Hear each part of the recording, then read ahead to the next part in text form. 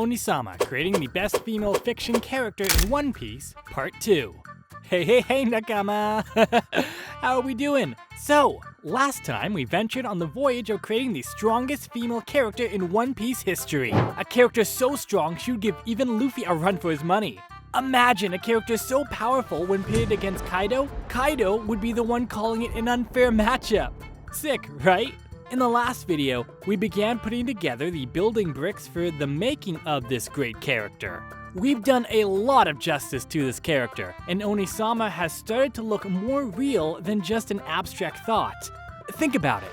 A character from the Lunarian race with their characteristic strength and speed, Big Mom's devil fruit, and all three types of hockey. I know what you're thinking, because I'm thinking it too. She's already too overpowered.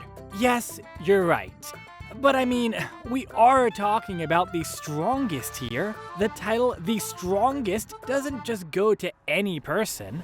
Whitebeard wasn't called the strongest man for nothing. Man basically was a walking hospital card. Yet he took 2 holes in the chest and still tanked a Prime Admiral Aki Inu with 1 punch.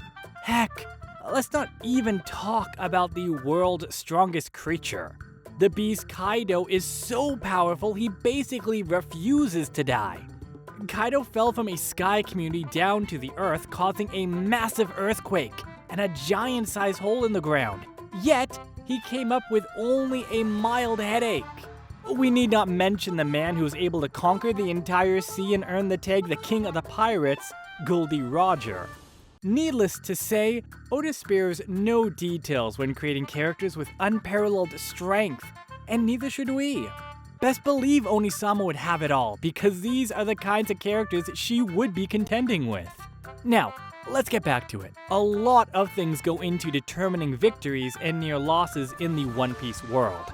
Strength may be close to being absolute, but pitting strength against strength has not always gotten the job done. Through the series, there have been amazing upsets and stunning victories where the weaker character somehow came out on top.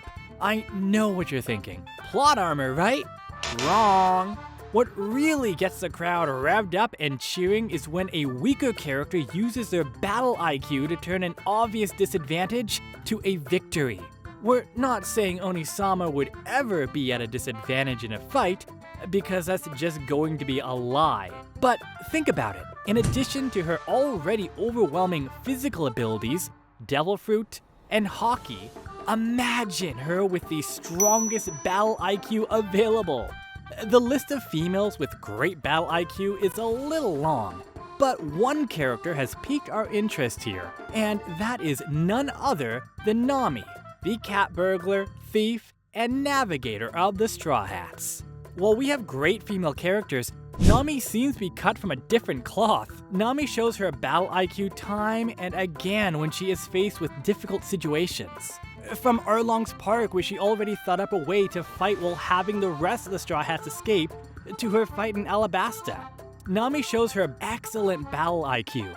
Her different tempos for using her weapon are nothing short of mind-blowing. But Mirage Tempo, which makes use of the heat in the atmosphere and the cooling effect of her weapon, has to be the top mention here. Through quick wit and the use of her natural deceptive skills, she's able to turn battles around without having to wear the invincible plot armor. I know, I just had to say it. Oneesama is definitely taking this trade from Nami Swan. Picture Sanji screaming at the top of his lungs. Next up, we don't want a strong but unintelligent Oneesama.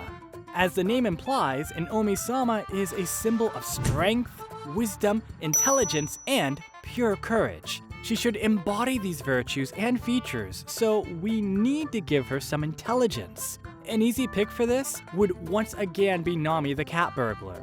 I mean, it makes sense that the person with the best battle IQ should also be intelligent, and she is. But what if I told you there was someone smarter? Sadly, we can't use Dr. Vegapunk because we're sticking exclusively to female characters, but while not a science whiz or an inventor like Dr. Vegapunk, what if I told you we have someone just as good? a walking encyclopedia and the sole survivor of the Ohara incident. Drumroll, ladies, gentlemen, and pirates. I give you Nico Robin, the Devil Child. Nico Robin is nothing short of a walking ball of brilliance. It's not just the fact that she is one of the few, if not the only person who can read poneglyphs and understand the ancient text. That on its own makes her a phenomenal person in her own right. But more than that, Nico Robin has an entire library of information of some of the One Piece world's greatest secrets stored in her brain. If that isn't brilliance, I don't want to know what is. Even more than this, Nico Robin has been on the run from the world government since she was 8 years old. Imagine an 8-year-old child running from the most powerful group of people in existence. And she outwitted them at every single turn. Her intelligence is not limited to just the books, and this is what makes her intelligence perfect for Oneesama. Every true One Piece fan knows that a pirate is only as strong as his ship. From the Oro Jackson of Goldie Roger to the Going Merry and the Thousand Sunny, Oda has given us some memorable ships. It helps that all ships in One Piece are female, so this is a relatively easy pick. While there are many great ships in One Piece, only one stands head and shoulders above the rest: Pluton the Ancient Weapon. Hailed as one of the 3 ancient weapons capable of destroying the world, Pluton is a highly advanced warship capable of mass destruction. The world's strongest woman and the world's strongest ship should definitely go together. Overkill? I think not. Wow, Oneesama already feels like a lot. She's a walking tank, and frankly, at this point, I feel like she can take on Shanks and the Red Hair Pirates and win. Imagine her duking it out with Shanks himself, clashing Conqueror's Haki with Conqueror's Haki. I feel bad saying it this time, but we still have an icing to add on the cake. Each of the world's strongest people have an extra skill, a special ability, if you will, that makes them head and shoulders above their contemporaries. For Luffy, it is simply his ability to make everyone like and trust him. For Kaido, it's the strength of his body and how impenetrable it is.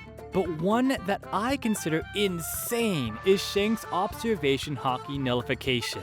The dude can literally kill your observation haki by looking at you.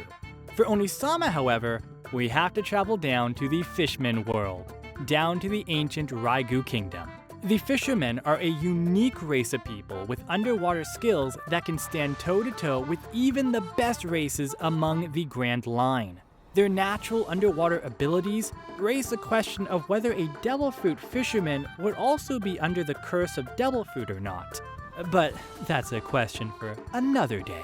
The Raigu princess Shirahoshi is one of the few living creatures considered to be an ancient weapon. She is the current incarnation of the ancient weapon Poseidon, which gives a unique ability to communicate with not just sea creatures, but also with sea kings. Sea kings are carnivorous animals that can give even the strongest pirate ships a good scare. They rule over the calm belt surrounding the Grand Line, and Shirahoshi's special ability is that she can communicate with these creatures at will, and they have to do her bidding. Yep, it is exactly what you're thinking. We are giving this special ability to Oneesama. Imagine being a pirate with 2 of the strongest ancient weapons in existence at your beck and call. What exactly are these ancient weapons? Why do they matter? You can find out all you need in the next video. Until then, pirate lovers, Oneesama has been created in theory, but we would need to put her against some of the strongest characters in One Piece to see just how great our creation is. I say she mid-defs most of them, but I want to know your thoughts. Would you have used our available women differently? Do you think she has a chance against Joy Boy or Luffy's Song of Liberation? I'd love to hear from you, so don't be a stranger. Like, comment, and subscribe, and let's go on our next voyage through the grand line of character creations and epic battles. Until next time, Nakama.